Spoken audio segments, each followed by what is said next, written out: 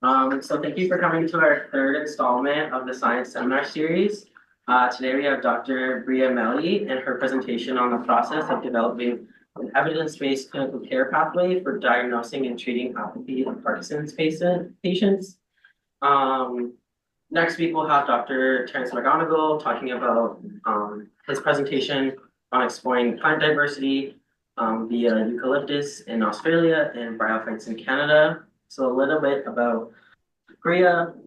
They're in their first year of residency in internal medicine at the University of Calgary with a robust academic background in mental health research.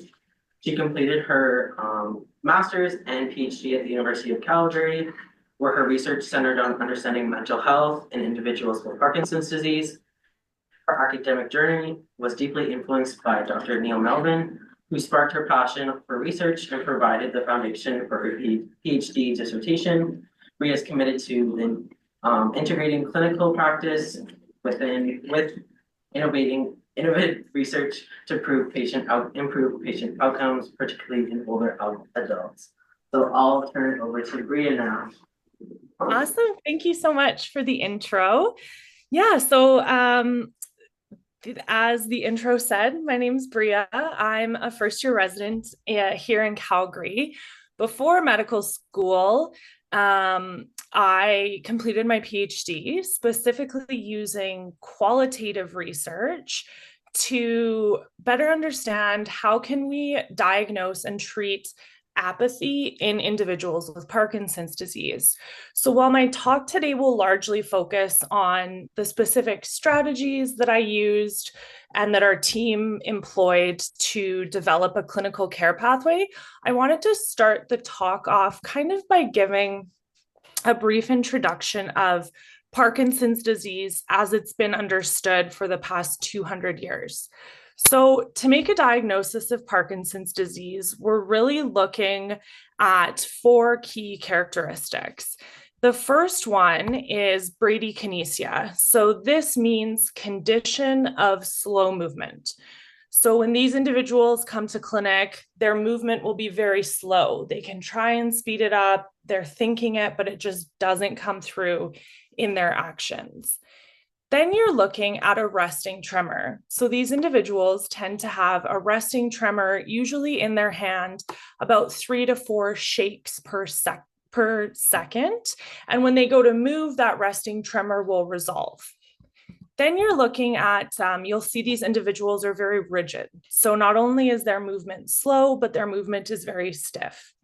And the final diagnostic criteria that you're really looking for when diagnosing Parkinson's disease is postural instability. So when James Parkinson wrote about postural instability, he described it as a propensity to bend forward at the hips. So oftentimes when you see these individuals walking, it kind of looks like the upper half of their body is trying to get in front of the lower half of their body, of their legs. You can also see individuals with having like a very shuffled gait that's related to that slow and rigid movement. Now, when I'm giving this description, I'm really describing only the movement components of Parkinson's disease. And that's where much of the research, since it was first written about in 1817, has been focused on these movement symptoms that define Parkinson's disease. So what do we know about that? In regards to the mechanisms of those movement symptoms that I previously described, we know that it has a lot to do with a specific neurotransmitter, and that neurotransmitter is dopamine. So dopamine is associated with movement, but as you may have heard, pop culture, we love to talk about our little dopamine hits when you get a like on Instagram or you check something off your to-do list. But dopamine also plays a big role in facilitating our voluntary movement. And so if we look specifically at the parts of the brain where we're seeing issues with the loss of dopamine neurons and the dopamine neurotransmitter, we're going to start off deep in the brain in the basal ganglia and the substantia nigra. So there is a highly concentrated section. Think of this blue circle as a very highly concentrated section of dopaminergic neurons that are going to send messages to the post office of the brain, the thalamus. So when we want to have voluntary movement, it all kind of starts in the basal ganglia and substantia nigra. Those dopamine neurons send the info to the post office, the thalamus, and that information is relayed to the motor cortex, which allows us to complete voluntary movements, actions, moving around. So let's look at a linear model of what's going on in the brain of someone without Parkinson's disease when they want to voluntarily raise their left hand. The substantia nigra, which is that hyperconcentrated area of dopamine neurons or excitatory neurons, fires saying, hey, Bria wants to raise her hand. So that fires, taking the brakes off of the basal ganglia, allowing the post office, the thalamus, to send the message to the motor cortex, raise her left hand. So we can go through that again. I want to raise my left hand. My excitatory dopaminergic neurons fire, the brakes come off, and the thalamus knows to raise my hand up. However, in individuals with Parkinson's disease, usually by the time they're going to see a neurologist for a diagnosis of Parkinson's disease, they have lost about 80% of those dopaminergic neurons that are in the substantia nigra. So they may want to voluntarily raise their left hand, but that signal from the substantia nigra to the basal ganglia is very depleted. And so the brakes do not come off the post office, the thalamus, very well. And so that limits the communication to the motor cortex, which allows the individual to move. And that's why in these individuals, you see that slow, rigid movement. So this is what we know about the movement symptoms in Parkinson's disease. Like I said, James Parkinson first wrote about Parkinson's disease in his essay on the shaking palsy. And he described it as a disease that leaves the senses and the intellects uninjured. 200 years later, we know that this isn't the case. Individuals have much more than just those motor symptoms. There are many non-motor symptoms of Parkinson's disease. These can include things such as anxiety, depression, cognitive impairment, as well as apathy, and other non-motor symptoms as well.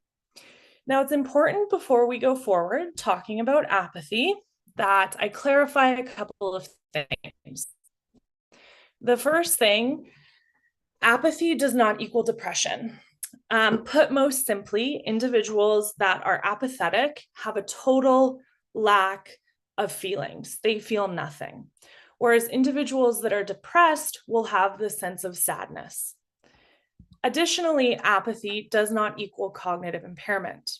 Individuals with apathy lack initiative to get up and get going, whereas individuals with cognitive impairment, they may lack that secondary to the memory symptoms that they're experiencing.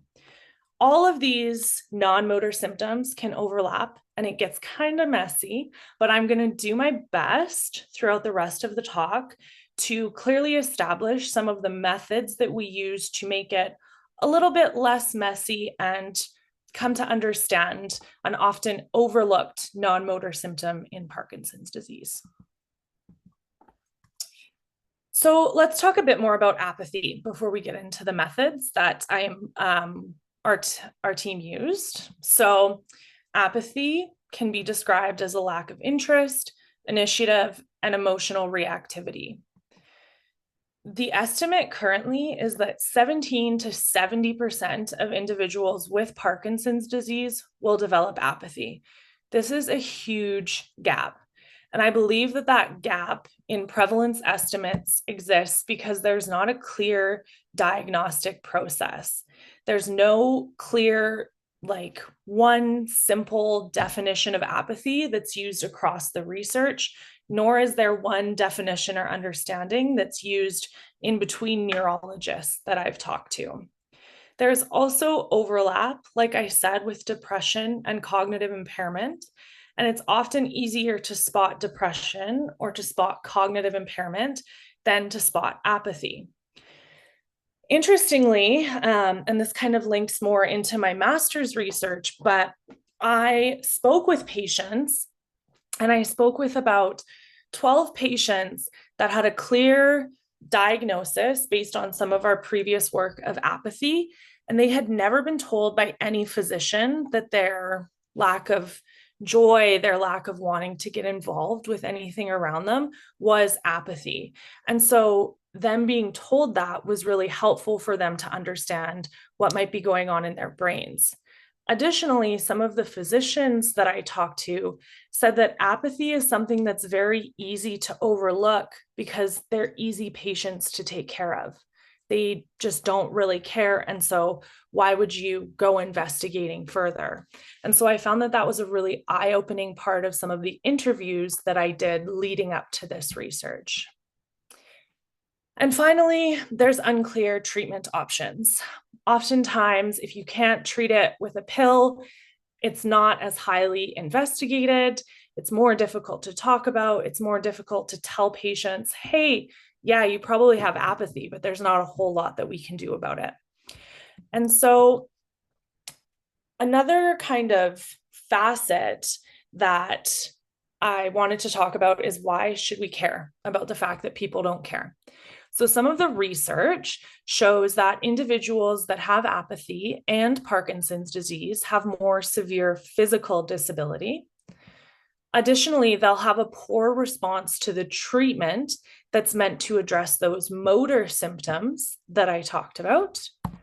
Additionally, they have a decreased quality of life. And what's pretty unanimous across the research is that there's amplified caregiver burden. It's very difficult for caregivers to understand what is going on in the individual that they're caring for when they just no longer engage with life. They're not happy, they're not sad, they're just apathetic. And this is where my research kind of really started. My grandfather, who was a very loud and boisterous Italian man who always talked with his hands, one of the first things that I noticed after he was diagnosed with Parkinson's disease is he would just sit on the couch and no longer engage. He would no longer yell at the things that would annoy him. If we were playing the TV too loud, he would just yell, and he wasn't interactive. It didn't look like a depression to me, but it looked like something was going on. And that's when I was able to chat with Dr. Melvin, and we figured out, this is something that really affects individuals with Parkinson's disease and affects their caregivers. So let's research it a little bit more. So what do we need? This is kind of where I got into developing the clinical question for my PhD with my research committee. We need a streamlined account of how to best diagnose and treat apathy, given how heterogeneous our current understandings are. And so that came in the form for our team as a clinical care pathway.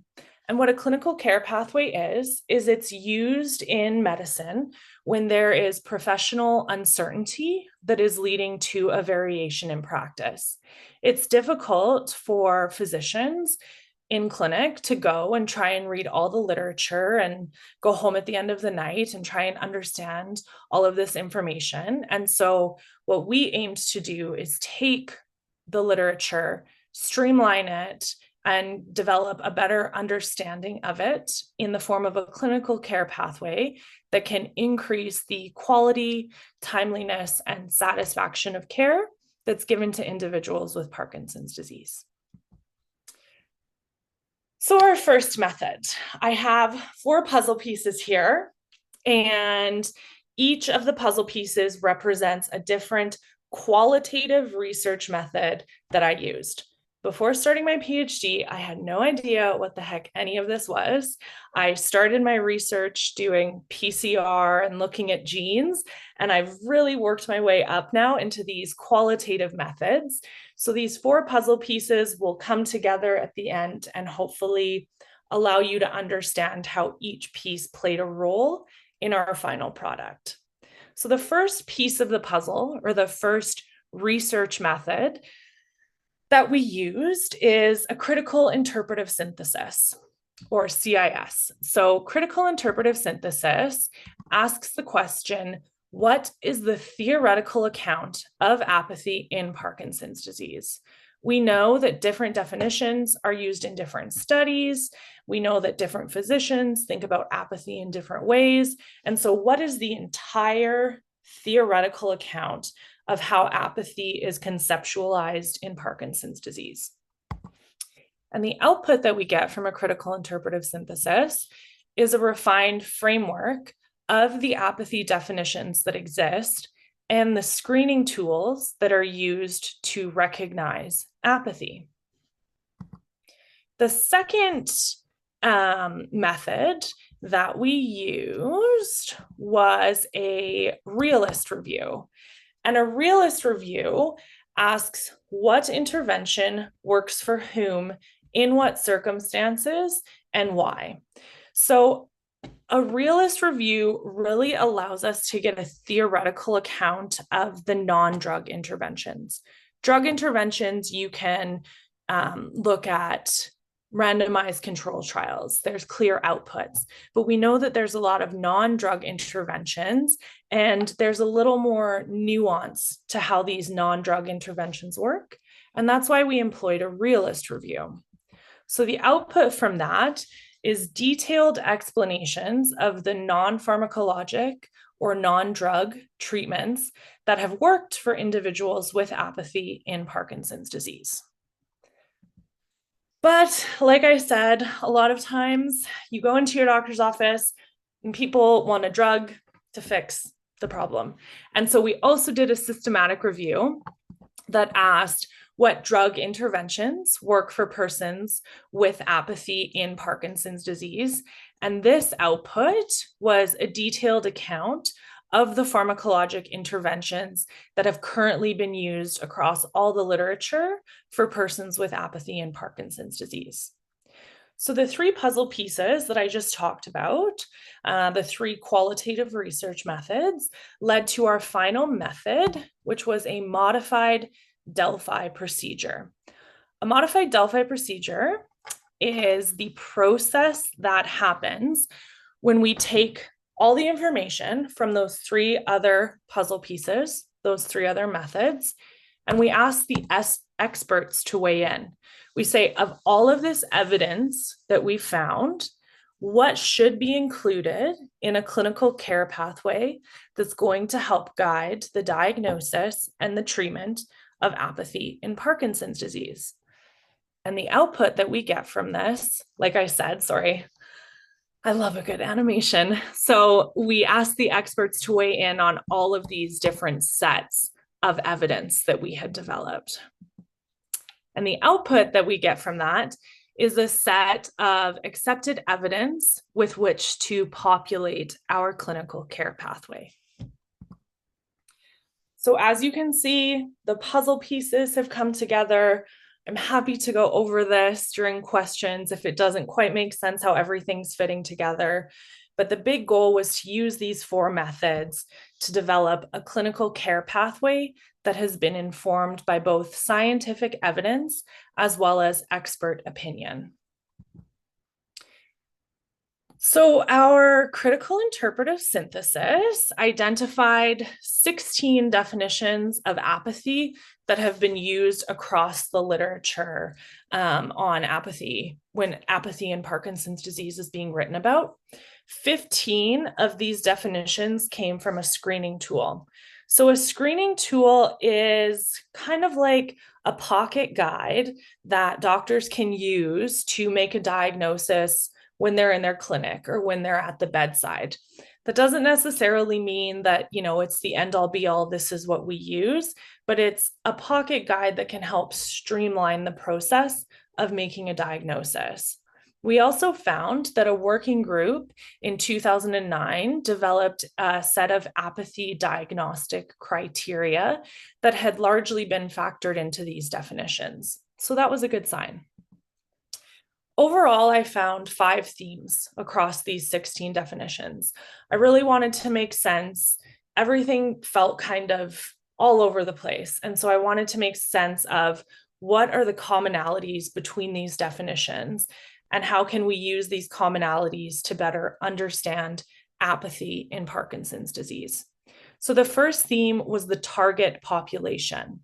So some of these screening tools are meant to identify apathy in individuals with Alzheimer's disease or MS or Parkinson's disease. So they're not necessarily meant to be used specific to Parkinson's populations. The next theme was the information source.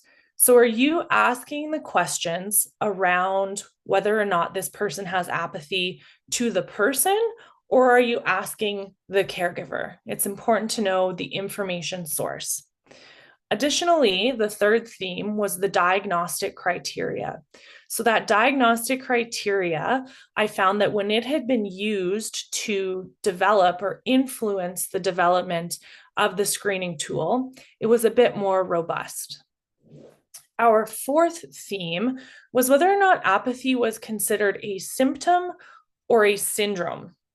I still have a fun time wrapping my head around this. A symptom is something that it's kind of like a singular concept, whereas a syndrome is a mix, a cluster of different symptoms that make up a concept. So are we thinking about apathy as purely this own symptom, or is it more complex with different components in and of itself?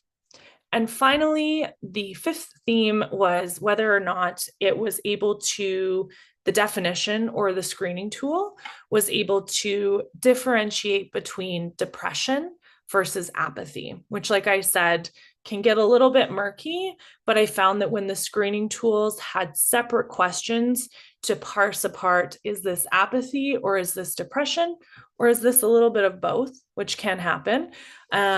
When that discriminability was present, it was a much stronger definition, a much stronger tool. So the framework that I came up with, really at the core, at the center, you want to look at the population that you're using as a physician and the informant source. So are you employing this screening tool in the Parkinson's disease clinic here in Calgary? And the next question you want to ask yourself is, should I be asking the individual or should I be asking the caregiver? My recommendation, ask both. And then on the outside is where you want to consider, is this thinking of apathy as a symptom, or more complexly as a syndrome? Is the diagnostic criteria considered within this screening tool? And how good is this definition or this screening tool at differentiating between apathy and depression? The results from our realist review, this was my favorite of all the studies. We found that there are 7 across all the research, so a little sparse, but I think I have ideas for research in the future. I'll talk a bit about those. But we found 7 different studies that used exercise to help manage apathy in individuals with Parkinson's disease. The reason the realist review is really helpful is because we understand the context that this intervention might work in. These individuals should have no significant physical or cognitive impairment, so you want to catch them earlier in the trajectory of their Parkinson's disease course. Additionally, it's important that they have access to transportation, adapted programs, and specialized coaches that are used to working with individuals with Parkinson's disease. Finally, it was felt that the reason that exercise works in individuals with apathy is because it provides a stimulating social environment and the autonomy to move independently. We also found 2 studies that focused on mindfulness interventions. Again, these individuals had no significant cognitive impairment, and they had the support of their caregiver. So you can see that there are still remaining gaps for those individuals that may be further along in the course of their Parkinson's disease. But this was interesting to see the options that have been employed across the literature. And the reason that it was felt that mindfulness was helpful for apathy was it targeted the emotional and initiative underlying domains of apathy.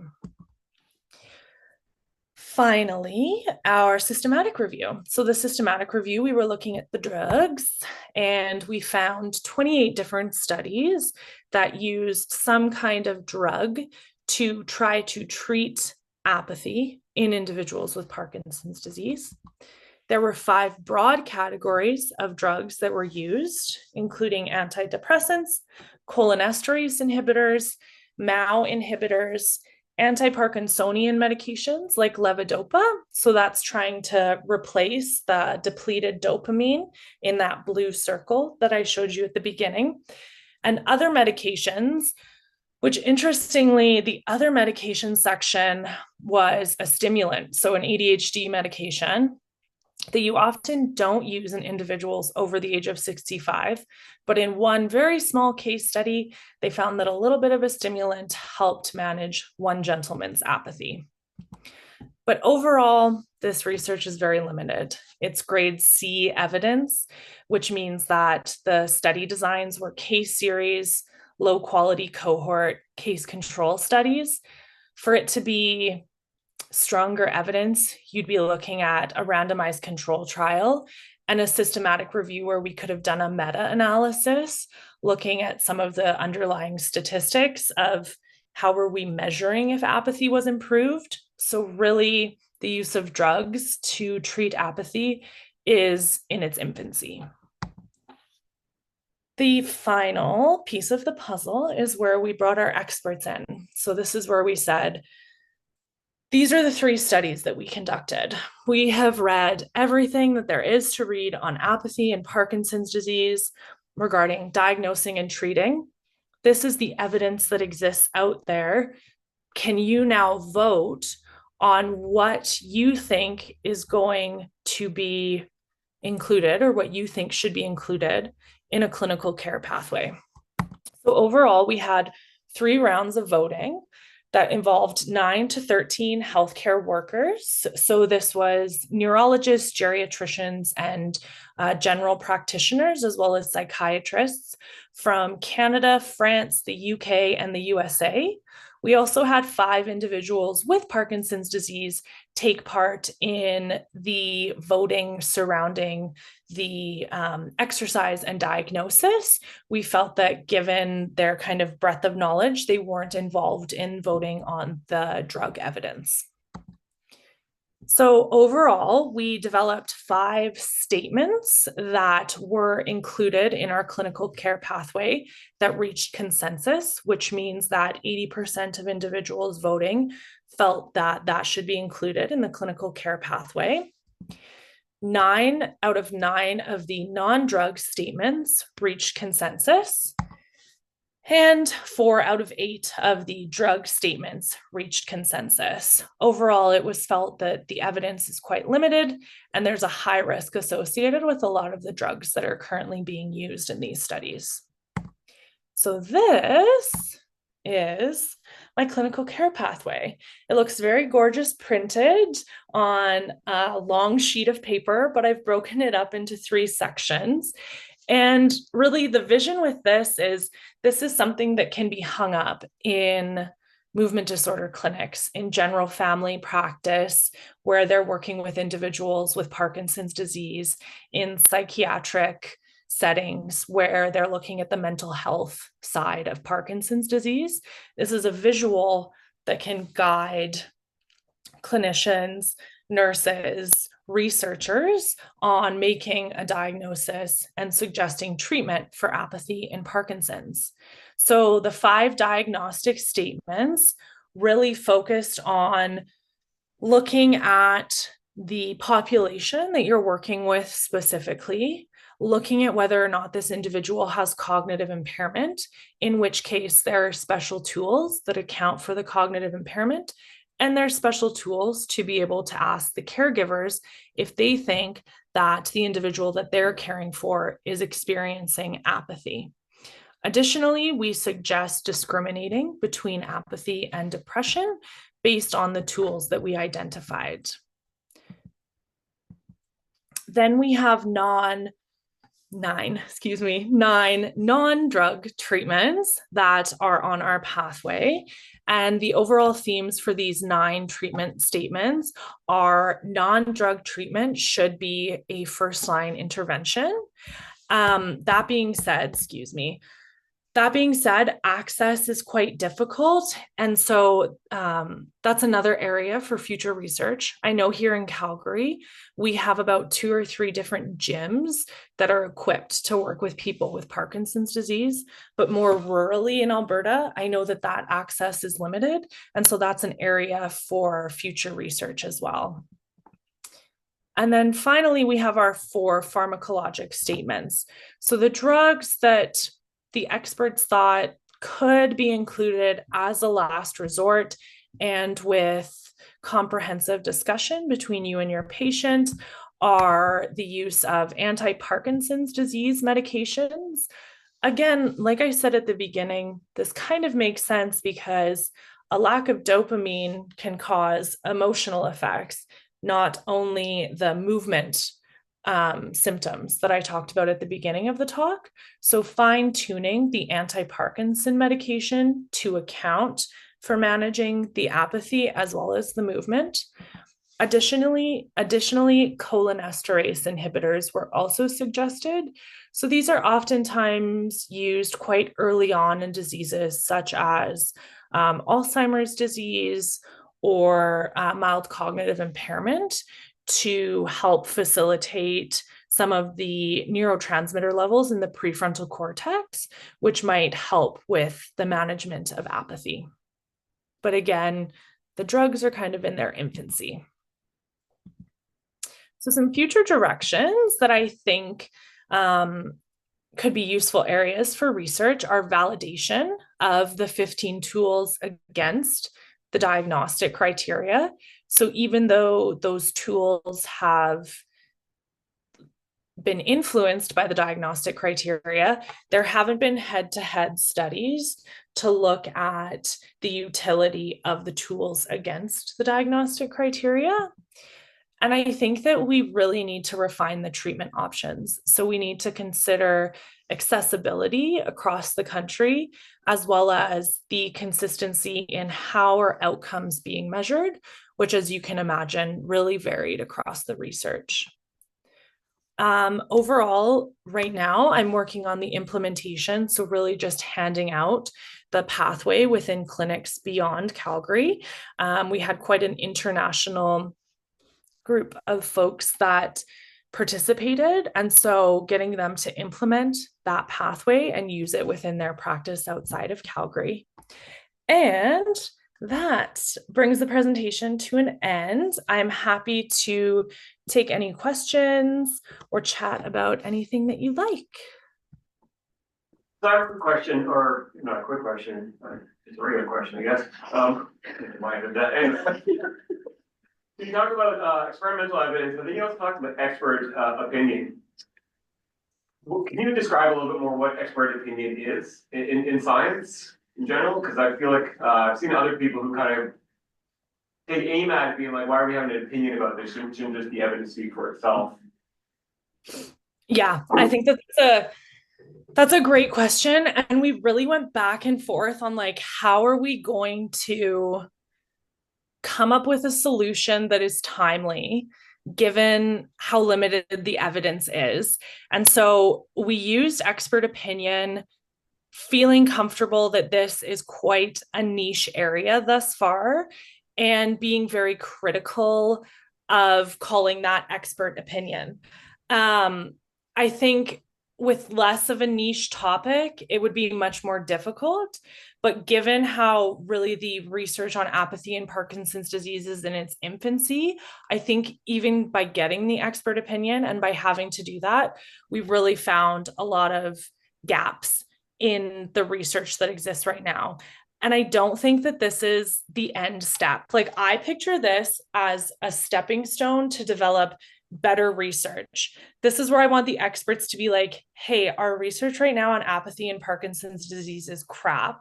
It's to the point where we need to be asking people's opinions. So let's use this as a stepping stone to go forward and really focus our funding on better understanding where these gaps exist, and where we had to ask for expert opinion. Let's now develop randomized control trials. Let's now develop larger, more high quality studies. Thank you. That's a really interesting answer. I appreciate it. Thanks. I was just curious about what were your other ideas for non-pharmacologic interventions? Sorry, could you repeat that? You had said that you had ideas for future research about non-pharmacologic interventions. I was just wondering what your ideas were. Yeah, so there is a boxing studio here in Calgary that has boxing for individuals with Parkinson's disease that's focused on using boxing in the context of their slowed down and rigid movements. And that research has only looked about how it improves stiffness, improves rigidity, but there has been no one that's gone in and done research on whether or not this is improving individuals' depression, anxiety, apathy.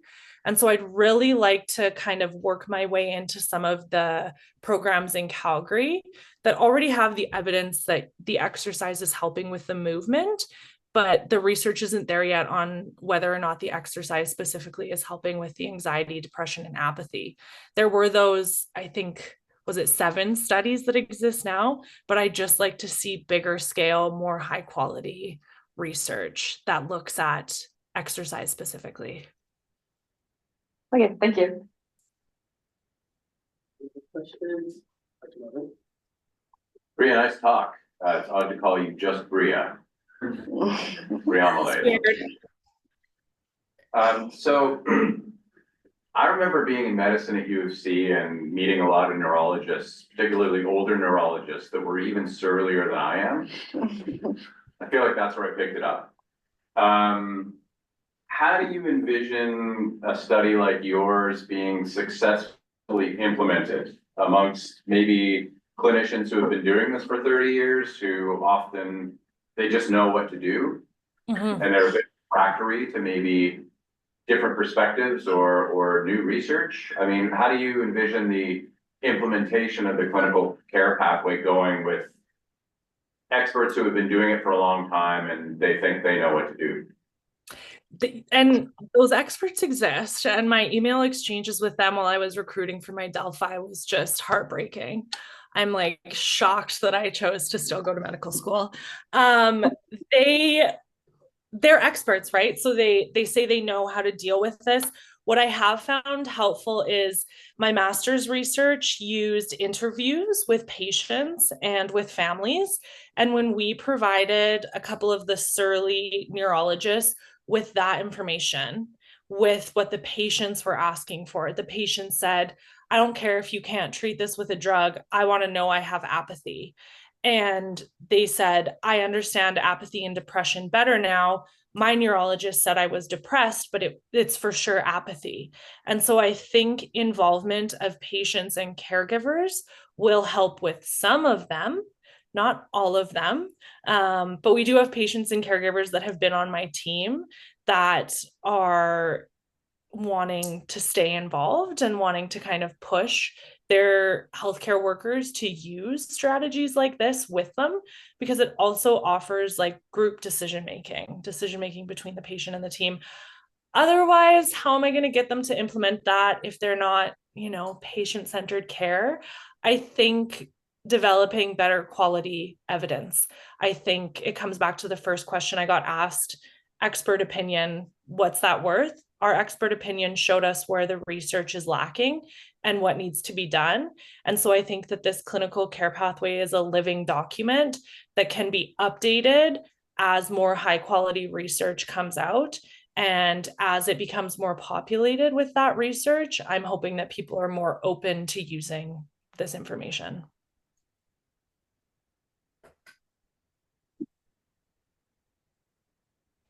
question. I'll ask a question. Are things like having mental health issues or anything before you have Parkinson's disease lead you to more likely have apathy as a symptom? Or is it just like not really researched enough to even know that? Or do you have an idea of what that would look like? That's a really good question. That question itself has not been researched, but my PhD supervisor was doing research on something called mild behavioral impairment.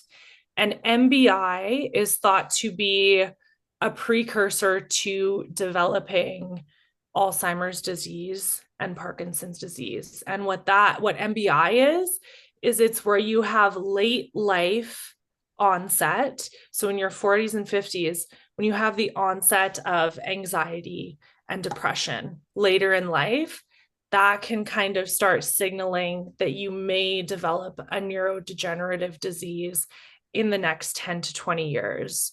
So it's really teaching us to look beyond the movement symptoms and the memory symptoms and really start paying more attention to mental health, which I think will eventually lead to a better understanding of if you had depression in your teens, 20s, and 30s, and you do get Parkinson's disease, does that make you more susceptible to developing something like apathy? So it's all in its infancy, but the research is suggesting that changes in your mental health later in life can be indicative of an underlying neurodegenerative process.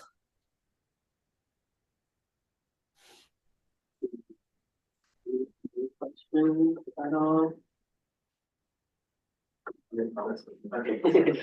So I'm curious how like practitioners in the medical field stay on top of all of this research, just in general, like I feel like the stuff is coming out all the time. And so important because it actually impacts people's lives, whereas the work I do, like, I don't know, if I'm not up to date, like, it doesn't really matter. Right? I'm curious how they do it, or. That's a great question. It's terrifying how much research comes out every single day. I think that at a grassroots level, they're really now encouraging medical students to have some type of research degree. So having a master's or a PhD, because that teaches you how to critically appraise research. So a lot of my co-residents have research backgrounds that vary from basic science all the way up to like these qualitative methods that I employed. So I think that they're wanting to recruit people that have kind of a baseline knowledge of research and how to critically appraise research. I also think that with the academic half days that we have, so every Wednesday afternoon, we leave clinical practice and we go and we're taught about new research in an area in internal medicine. That's still not going to cover everything, but I think it's really setting us up to stay lifelong learners and stay curious, as corny as that sounds. So I think a combination of teaching us and encouraging us to be like to have some type of research understanding coming in, to understand how to critically appraise the research that is coming out, and then teaching us weekly. I also think that they're really pushing like clinical guidelines, but guidelines take so long to publish. Like by the time everyone agrees on what should be given in a guideline, there's 200 more papers. And so I don't think there's a great way that clinicians are staying up on it right now, but there's little things that are being done sporadically that I think are helping a little bit. Thank you. Any other questions? Then I think we can wrap it up. Or, yeah. So next week we'll have Dr. McGonigal talking about exploring the plant diversity via eucalyptus in Australia and biotypes in Canada. And we'll just give a hand to Bria one more time. Thanks, guys.